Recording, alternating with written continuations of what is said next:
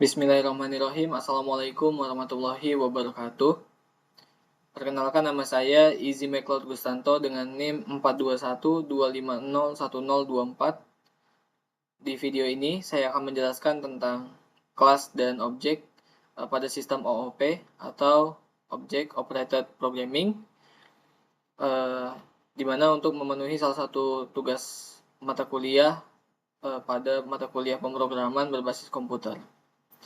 Nah, saya di sini sedikit menjelaskan tentang kelas dan objek itu berdasarkan dari soal yang sudah diberikan oleh dosen saya.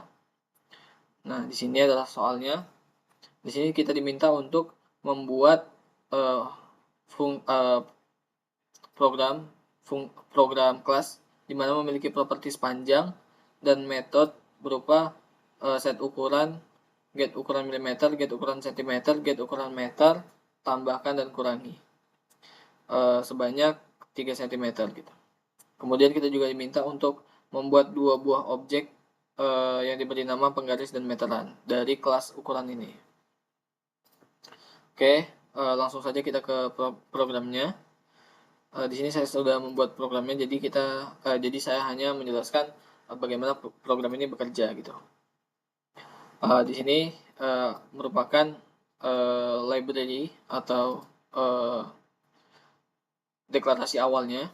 Ini sudah otomatis ada ya ketika kita membuat kelasnya. Di sini kita membuat kelasnya. Add. Nah, di sini. Nah, ini. Nanti dia otomatis bakal ada. Jadi kita hanya perlu dalam program kelas ini kita menuliskan variabel dan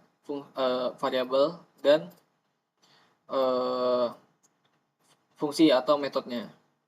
Nah, jadi dalam program kelas itu terdiri dari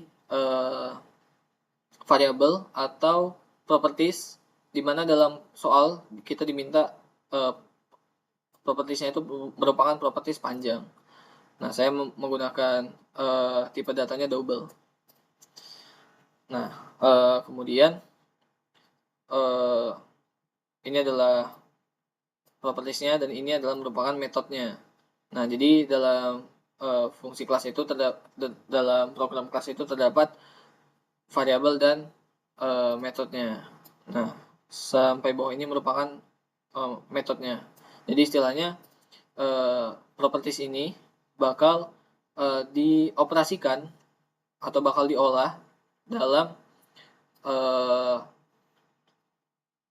metodenya, dalam fungsinya. Contoh, karena meskipun tidak diminta satuannya di dalam properties, karena kita ingin mengubah satuan ukurannya menjadi satuan yang lain, otomatis kita perlu panjang awalnya ini dalam satuan tertentu. Di sini saya menggunakan sentimeter. Nah, dalam sentimeter, ketika kita ingin mengubah ke milimeter, maka kita perlu mengalihkan nilai sentimeternya atau nilai panjangnya awal ini dengan 10. Nah, maka hasilnya akan menjadi milimeter. Contoh, misal kita input nilai panjangnya ini adalah 10 cm.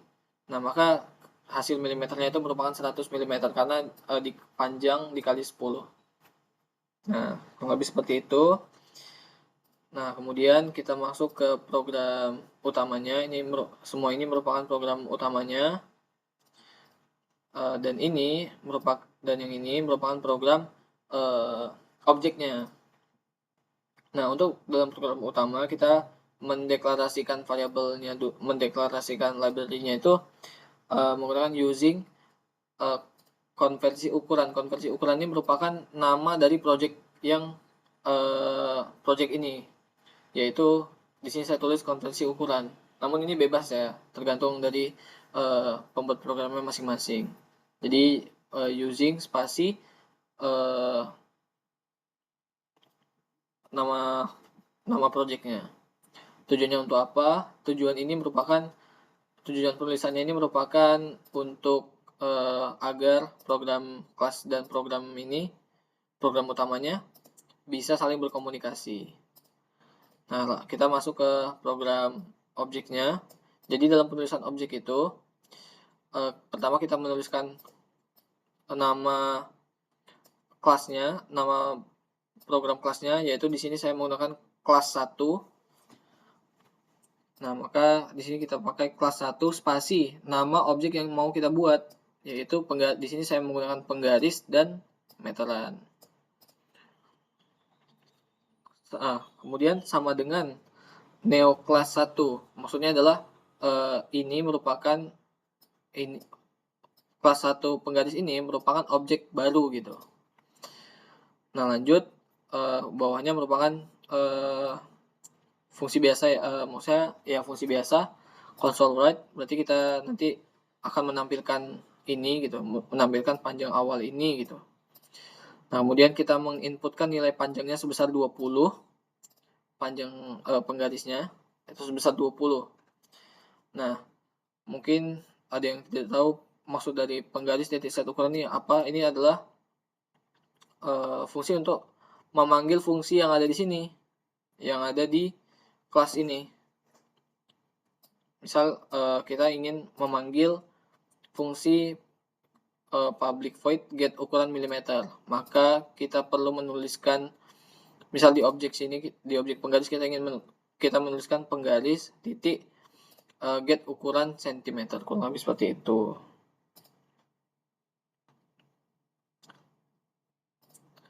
Nah, coba kita run programnya. Nah, karena kita sudah menginputkan nilainya di sini, maka ketika kita run, nilainya akan otomatis keluar dan langsung mengkonversi ke nilai-nilai yang lainnya gitu. Nah, ini sudah benar ya. 500 cm itu sama dengan 5 meter. 20 cm sama dengan 0,2 meter. Kemudian ditambah 3 dan dikurangi 3. Nah, atau bisa juga jika kita ingin input nilainya ini setelah kita run. Jadi kita run dahulu, baru kita input nilainya. Contohnya seperti ini.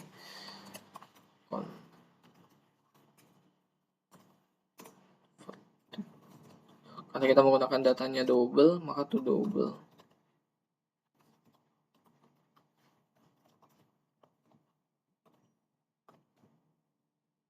Console.readline.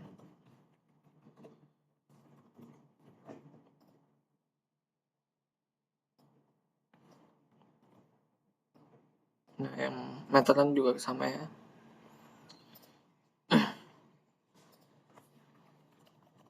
Masukkan panjang awal.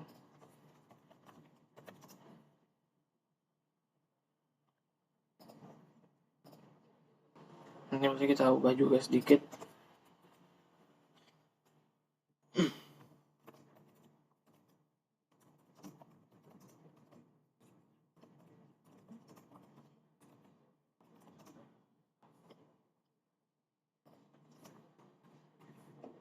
Nah, oke, kita run.